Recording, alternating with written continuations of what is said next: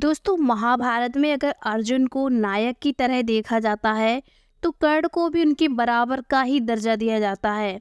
दोस्तों जिस तरह महाभारत में अर्जुन की वीर गाथाएं लिखी गई हैं उसी तरह कर्ण की भी एक से बढ़कर एक गाथाएं देखने को मिल जाती हैं।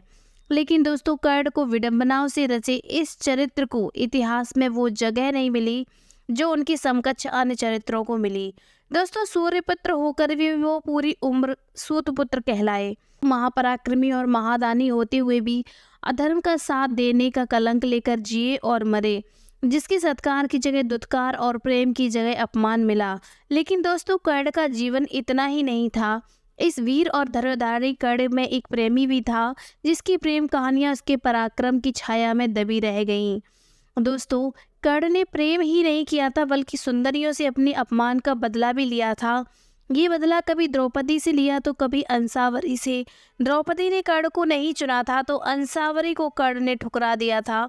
सूर्यपुत्र को प्यार हुआ था दासी पद्मावती से जो बाद में उनकी पत्नी बनी। हम ही जिक्र मिलता है कि कर्ण की एक और पत्नी थी जिसे वृषाली या वरुशाली के नाम से जाना जाता है। दोस्तों कर्ण का पहला विवाह वरुशाली के साथ ही हुआ था। वरु दुर्योधन की सारथी सत्यसेन की कन्या थी। कर्ण की मृत्यु के बाद वरुशाली उनकी चिता पर सती हुई थी। एक कहानी कर्ण की दूसरी पत्नी सुप्रिया के बारे में भी मिलती है। दोस्तों सुप्रिया दुर्योधन की पत्नी भानुमति की सहेली थी। तमिल साहित्य में कर्ण की पत्नी का नाम पुनर्वी बताया गया है। दोस्तों माना जाता है कि सुप्रिया को ही पद्मावती और पुनर्वी कहा जाता है। पद्मावती और अंसावरी से कर्ण के प्रेम की बात करें तो उससे पहले कर्ण के जन्म के रहस्य पर रोशनी डालते हैं। दोस्तों इसी के कारण कर्ण को प्रेम नहीं मिला और खुद भी इंतकाम की आग में जलते रहे। दोस्तों सूर्यपुत्र और कुंती पुत्र होने के बाद भी अंगराज कर्ण जीवन के हर मोड़ पे अपमान का विष पीते रहे क्योंकि वो इससे अधिक सूर्यपुत्र के रूप में चर्चित रहे। महारानी कुंती ने विवाह से पूर्व कर्ण को भगवान सूर्यदेव से प्राप्त किया था, इसलिए लोकलाज के चलते कर्ण को नदी में बहा दिया। दोस्तों महाराज धृतराष्ट्र की सारथी अधिरथ की पत्नी राधा ने कर्ण को नदी में रहते देखा तो उनका पालन पोषण किया। माँ के नाम से ही उन्होंने अपना नाम राधे चुना, लेकिन लोगों ने उन्हें कहा सूतपुत्र। दोस्तों कर्ण की प्रेम कहानी में सबसे अधिक चर्चा द्रौपदी के प्रेम की होती है, लेकिन शास्त्रों में इस बात का कहीं भी जिक्र नहीं है। कर्ण और द्रौपदी एक दूसरे से प्रेम करते थे। द्रौपदी का स्वयंवर रचा गया तब अन्य राजाओं की तरह अंगराज कर्ण भी वहां पहुंचे। उनकी वीरता के बारे में सुनकर द्रौपदी उनकी तरफ आकर्षित जरूर हुई, लेकिन कृष्ण को इसका पता चल गया।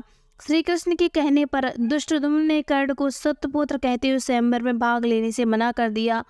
प्रेम का ये अंकुर फूटने से पहले ही दफन हो गया। इसके बाद द्रौपदी और कर्ण के प्रेम की बात कहीं नहीं आई। दूसरी द्रौपदी के स्वयंवर में अपमानित होकर कर्ण अपने राज्य लौट रहे थे।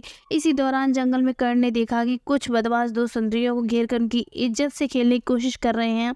उनमें से एक राजा चित्रवत की पुत्री अंसावरी तो दूसरी उनकी दासी धूमसेन की पुत्री पद्मावती। दोस्तों दुराचारियों ने राजकुमारी अंसावरी पर हमला किया तो पद्मावती सामने खड़ी हो गई। तभी कर्ण पहुंचे और अपने बाणों से दुराचारियों को मार भगाया, परंतु इसी बीच एक दुष्ट ने कर्ण के सिर पे वार कर दिया। मूर्छित हो गए। राजकुमारी अंसावरी भी बेहोश हो गई। दोस्तों पद्मावती कर्ण और अंसावरी को रथ में राजभवन ले गए। अंसावरी को राजभवन छोड़कर कर्ण को पिता के घर ले गई। दोस्तों पद्मावती के पिता ने वैद्य को बुलाया और उपचार के बाद कर्ण ठीक हो गए। कर्ण के पास बैठी पद्मावती को देखते ही रह गए। दोनों मन ही मन एक दूसरे से प्रेम करने लगे।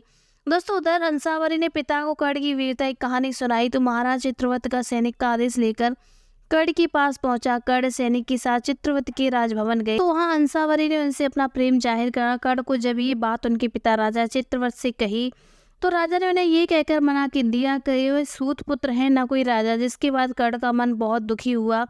वहीं राजकुमारी अंसावरी की सखी पद्मावती भी एक सूतपुत्री थी। उन्होंने ही कर्ण से अपने प्रेम की बात कही।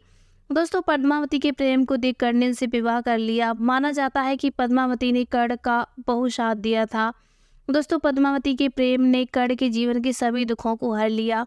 कर्ण भी पद्मावती का बहुत ध्यान रखते थे और उनके प्रेम का सम्मान करते उन्हें जीवन की हर खुशी दी। दोस्तों तो ये थी महाभारत की एक और प्रेम कथा। उम्मीद करते हैं आप लोगों को वीडियो पसंद आएगा। पसंद आया तो वीडियो को लाइक करने के साथ साथ चैनल को जरूर सब्सक्राइब करना। Thanks for watching.